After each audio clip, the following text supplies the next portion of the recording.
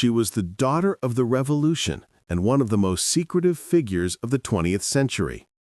An agent who devoted half a century of her life to serving the motherland. From the forests of Ukraine to the Cuban Missile Crisis, this woman controlled the invisible threads of world politics, extracting secrets from all over the world. Who on earth is this mysterious woman? A similar question was often asked at the headquarters of the leading intelligence services. What kind of elusive ghost was this who masterfully led an international spy network, disrupted the operations of foreign agents like a reptile, shed his skin and changed personalities, led missions that were considered impossible, revealed state secrets, and constantly outstripped rivals on a cold chessboard, making moves that sometimes brought the world to the brink of global conflict? This extraordinary personality was called Africa de las Aras. She was the most significant figure in the history of Soviet intelligence of the last century, one of the first women to receive the rank of colonel in the State Security Committee, and a Spanish citizen who was awarded the largest number of awards in the Soviet Union. If we accept as true the words of Simone de Beauvoir that happy people have no history, then the fate of Africa de las Aras was full of misery and deprivation. When she was born in April of 1909 in Ceuta, nothing indicated that the daughter of a military archivist, a freedom-loving and daring young woman who smoked, danced, drank alcohol, swam like a man, hugged guys despite the amazement of the surrounding society at the turn of the century, and married an infantry captain of the Spanish Legion, Francisco Javier Arbot, will forever break with his past, sever ties with his family, and even erase from his memory the memories of his dead little daughter in order to fully devote himself to the ideas of the Russian Revolution, a crucial historical moment of the 20th century. The scout owes her unusual name to the place of her birth, African Morocco. Her father, a Spanish officer who settled in Ceuta, worked as a military archivist, which brought sufficient income, allowing her mother to run the household. In addition to being born in Africa, her older sister Virtudes grew up in the family. The future scout was an athletic and active child and, due to the proximity of the Atlantic Ocean, quickly learned to swim excellently. Africa received the basis of her education at the Sacred Heart of Jesus College in Madrid. In 1923, her father, who joined the opposition, was forced to leave the country, and the de las Aras moved back to Morocco, where she completed her studies at the convent school in Melilla. At the age of 19, the girl got married, but the marriage was unsuccessful due to political differences, and the tragic death of her little daughter was the last straw. Shortly after this shock, Africa filed for divorce. In the early 30s, she suffered another severe shock.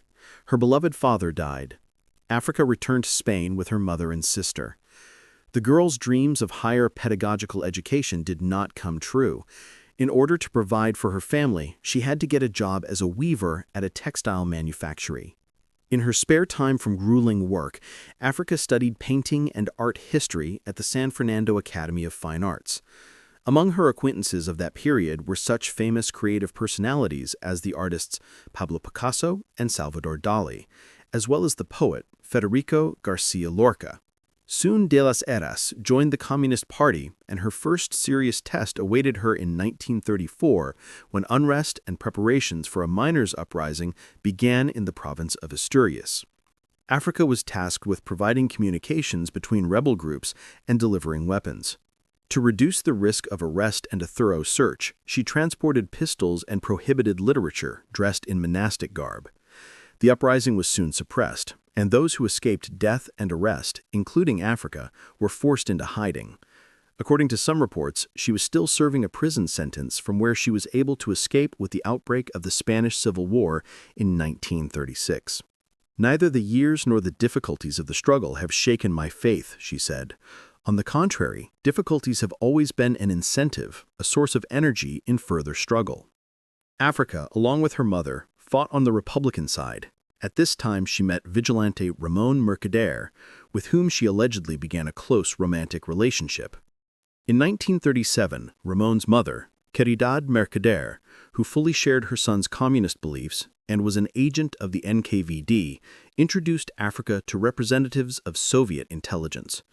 According to another, equally common version, the famous Spanish communist Dolores Ibarruri contributed to this acquaintance. Anyway, the opponent of the regime of General Franco de las Heras readily accepted the offer of cooperation.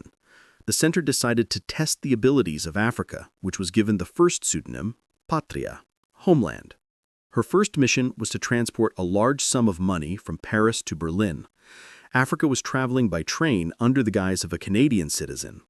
The operation almost failed when a border guard, checking the passport of a foreigner from Toronto, discovered an error in specifying the province. Quebec was named instead of Ontario. However, luck was with de las Heras. They did not detain her. Since it was impossible to quickly issue a new document, the intelligence officer decided to take a risk. On the same day, she crossed the border by bus and successfully delivered the money to the recipient. The test was successfully passed, and the metamorphosis began. She had all the makings to become a great spy. An extraordinary appearance, a sharp mind, fearlessness, exceptional self-control, and the ability to calculate, as well as a fascinating mystery. An aura of mystery accompanied her constantly, and an incredible passion burst out, capturing everything she touched: the Asturian uprising, the Spanish Civil War, World War II, the French resistance movement, the Cold War, atomic espionage, the incident in the Bay of Pigs, where the Third World War almost began.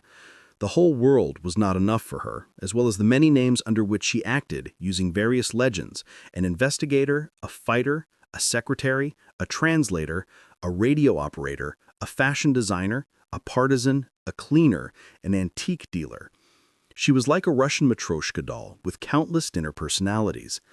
Maria de la Sierra in Mexico, Ivan on Ukrainian soil, Maria Luisa de las Heras in Paris and Uruguay, Maria Pavlovna in the capital of the USSR.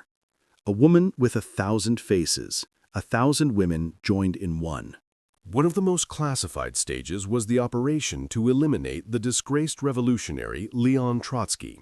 The intelligence officer was attracted to her, and she, acting under the pseudonym Maria de las Heras, managed to gain Trotsky's trust and become his secretary, and, according to other sources, a translator, in the famous Blue House of artists Frida Kahlo and Diego Rivera in Coyoacán. After a while, de las Heras charmed one of Trotsky's guards, and he agreed to open the gates for a group of Soviet militants to enter. However, the arrest of its head, Sergei Spiegelglass, prevented the operation from being completed. According to other sources, Africa was withdrawn from the operation due to the flight to the United States of its immediate superior, the Spanish NKVD resident Alexander Orlov, in 1938. Who, fearing reprisals, promised not to extradite most of the agents known to him. Later, while in Paris, the intelligence officer learned that Ramon Mercader had inflicted the fatal blow with an ice axe on Trotsky. However, Tamara Natixa, a student of de las Heras, an illegal intelligence officer, later claimed that her teacher was not directly involved in the fate of Trotsky. Shortly after arriving in Paris, de las Heras received terrible news. The fascists had captured and executed her mother, who remained in Spain. Having settled in France, she, on her own initiative, infiltrated the local branch of the Gestapo.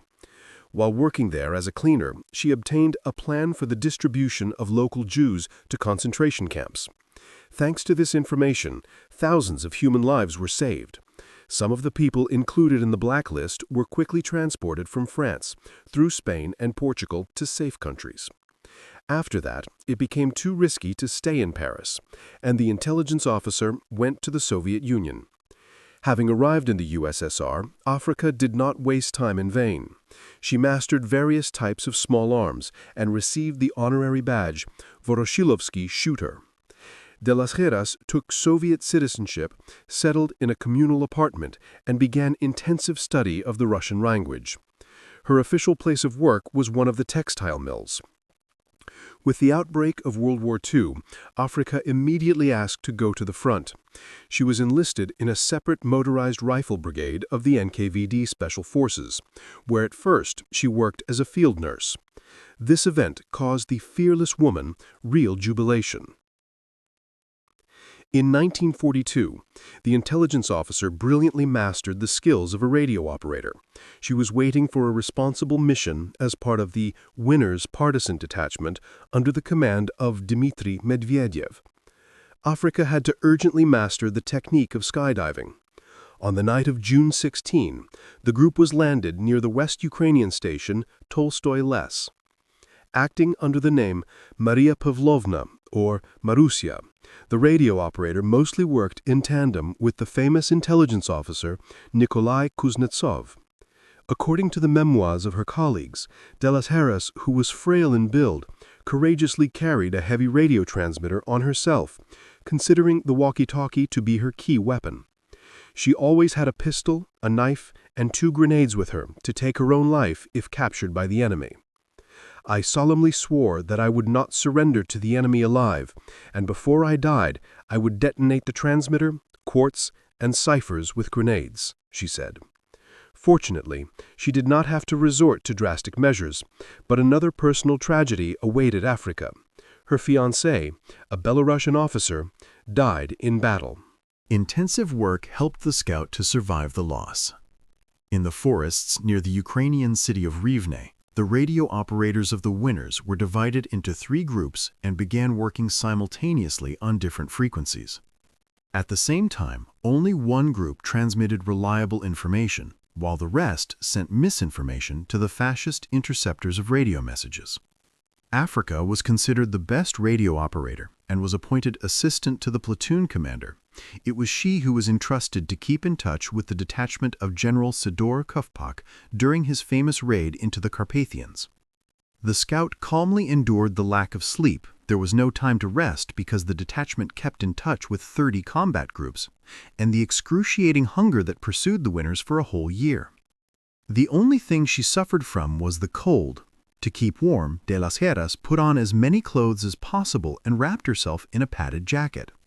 Because of her tiny foot, she had to make the smallest felt boots on purpose. Nikolai Kuznetsov felt sympathy and concern for the constantly freezing radio operator. One day, in a 30-degree frost, I was working at the Kluch, and I started shivering from the cold, she recalled. Then Nikolai Ivanovich took off his sweater and put it on me. That's how I worked, dressed from head to toe in his warmth. Africa kept in touch with her comrades in the unit, which was disbanded in 1944, all her life, often inviting fellow soldiers to visit and obtaining the necessary medicines for them. For her exploits during the Great Patriotic War, Africa was awarded an Order and 2 medals. She was offered to continue her service in the ranks of illegal intelligence officers, and she did not hesitate to give her consent. De las Heras had to make a terrible sacrifice for herself, to interrupt communication not only with her Spanish friends, but also with her older sister, who unsuccessfully tried to find the missing Africa, and even contacted the radio, leaving coordinates for communication. I couldn't answer because I chose a different path, she explained. I was true to my destiny, true to my duty, and faithful to my service to the end. In 1946, she began to be prepared for a business trip to Paris. First, according to the plan, she was supposed to get there under the guise of a flight attendant from Uzbekistan. But then everything changed. De las Heras arrived in France by car in transit through Berlin in the guise of a Spanish refugee. The scout took a new name for herself, Maria Louise Chin. The surname was taken from her first husband. In her new place, she found the French language, which she learned back in Morocco, and her artistic talent useful. De las Heras graduated from cutting and sewing courses and opened a fashion house, or according to other sources, got a job at an atelier. The talented and diligent de las Heras quickly acquired rich clients from the upper elite. The wives of successful businessmen and high-ranking government officials often invited the fashion designer to their home and over a cup of tea casually shared a variety of information related to the activities of their influential spouses. Africa promptly sent all this valuable data to the center. The radio operator's experience gained during the war years allowed her to establish reliable and secure communication with Moscow as soon as possible. The scout skillfully hid the details of her radio transmitter inside one of the sewing mannequins. In 1948, it was decided to send de las Heras to South America, to the city of Montevideo in Uruguay. There were no problems with paperwork. Her future husband, the Uruguayan writer Felisberto Hernández, whom she met in France, made an official call to her. Upon arrival, de las Heras got a job as a milliner and assumed the image of a staunch conservative. Hernández was an ardent anti-communist and completely unaware of his wife's real activities. Africa did not tolerate a man who was alien to her political views for a long time and soon filed for divorce. After moving into her new apartment, de las Heras first installed a powerful latch on the front door to have time to destroy evidence in case of a sudden search. Soon after, she decided to open her own new modeling house, an undertaking that proved to be as successful as it had been in Paris. Additionally, de las Heras managed to reconnect with a former Soviet intelligence agent who owned a large military factory. By transmitting all the information she gathered to the center, the intelligence officer found time to keep in touch and monitor the work of her colleagues operating in both North and South America. The cautious de las Heras did not contact other illegal immigrants directly. When traveling to neighboring countries, she kept in touch with them exclusively through reliable, trusted agents. In the early 50s, when the Korean War broke out, they all worked together to develop a number of acts of sabotage in ports and on United States ships that were preparing to deliver military supplies to the Far East. The center later canceled this operation, but Africa continued to carefully monitor all maneuvers of the potential enemy of the USSR in the waters of the Pacific and Atlantic Oceans. In 1956, when the volume of work of the 47-year-old de las Heras reached a critical point, it became obvious that the scout needed reliable help. Giovanni Antonio Bertoni, codenamed Marco, a 50-year-old Soviet intelligence officer of Italian origin, was sent to help her under the guise of her future husband. In the 20s, a native of the Italian city of Faenza, he was a militant of the anti-fascist movement and even managed to eliminate the head of the fascist assault squad in Ravenna, for which he received 25 years in prison in absentia. Hiding, Giovanni moved to the USSR and in 1936 became a scout. After World War II, Bertoni returned to Italy, where he got a job in a government agency and began forming an illegal Soviet residency.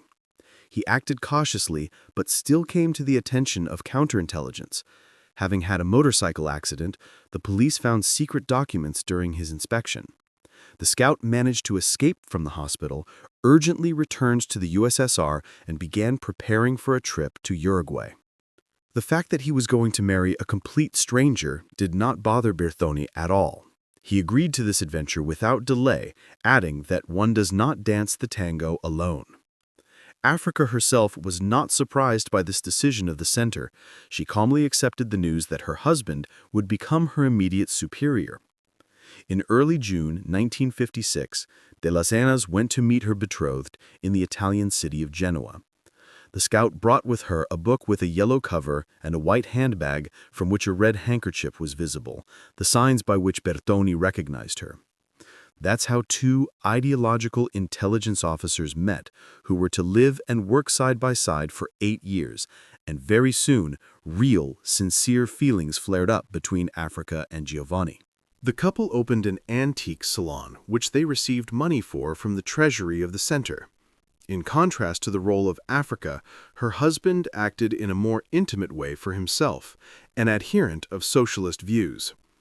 They have significantly expanded their network of informants due to new acquaintances.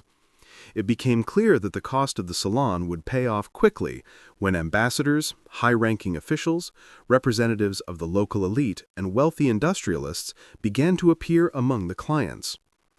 Connected with the family of antique dealers, not only by business but also by friendly relations, they shared details of their work, among which there was very valuable information for the Soviet Union. One day, the couple found themselves on the verge of exposure. An Uruguayan who once lived in the USSR and personally knew Bertoni looked into their shop, but fortunately he agreed not to reveal the secret of the intelligence officers. The couple had important information in their hands regarding the Caribbean crisis and nuclear developments in North America. They managed to get 2 government employees to cooperate. The intelligence officers were in contact with Senator of the Chilean Parliament, Salvador Allende, and Cuban revolutionary Ernesto Che Guevara. Like Africa, Giovanni often traveled to neighboring countries to work with agents. Sometimes, such business trips were fraught with life-threatening risks. After one of the meetings, the scout was almost detained, and, in order to escape, he had to swim across the Parana River. Bertoni's luck turned against him in 1964. On September 1, he broke his leg and died soon after from complications. However, after the Uruguayans learned the true story of the couple, rumors spread across the country that Giovanni had become disillusioned with the ideas of communism, decided to retire, and was poisoned by Africa. However, this version is unlikely, since de las Heras would immediately be under suspicion by the local police. Africa was left alone again. The nervous shock she had experienced, coupled with an excessive workload, led to heart problems. In November, she received an offer from the center to return to the Soviet Union, but the intelligence officer refused. The situation in the country is extremely tense now, and a military coup is inevitable, she wrote. I have the opportunity to develop interesting old connections. I believe that I can continue my intelligence work. I'm in a fighting mood. Only 3 years later, in the autumn of 1967, Africa found itself in Moscow, but not for long.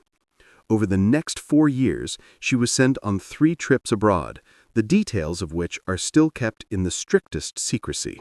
She finally returned to the USSR in 1971, but she was in no hurry to take a well-deserved rest. After reaching the rank of colonel, 62-year-old Africa began teaching Spanish and all the subtleties of her work to young intelligence officers. She chose the students personally. Having an exceptional flair, she immediately understood which of them would be able to endure all the difficulties of an illegal immigrant's life in the future. De las Heras was deeply attached to talented students.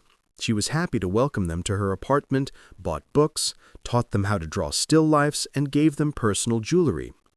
Among her students were Mikhail Vasenkov and his wife Vitaly and Tamara Nitiksa, who, like their mentor, later successfully worked in Latin American countries. Tamara Nitiksa recalled that Africa taught them how to remain Russian, but never to give themselves away. Put a handkerchief on the phone in the room right away. When they wake you up in the morning, you won't say, "Hello, hello," or something so Russian. In 1976, the Scouts' piggy bank was replenished with the Order of Lenin, the highest award of the Soviet Union. She continued to work for the State Security Committee until 1985, witnessing the Black November of 1983, when the NATO operation Experienced Archer almost provoked the outbreak of World War III. Africa died on March 8, 1988, on International Women's Day, at the age of 79, on the day when they were preparing to present her with the Badge of Honor, Honorary State Security Officer. She had everything: spirit, conscience, incredible honesty, and an extraordinary sense of justice, recalled her colleague. The grave of the great scout is located at the Hovansky Cemetery in Moscow. Her name was declassified only 9 years after her death. It was the only mission she failed in. She wanted to remain invisible to history. The legend of Colonel Africa de las Heras, whose name is immortalized on the monument in honor of Russian intelligence officers in front of the headquarters of the Foreign Intelligence Service, is still alive today, reminding us that the most important battles are often fought in absolute silence and shadow.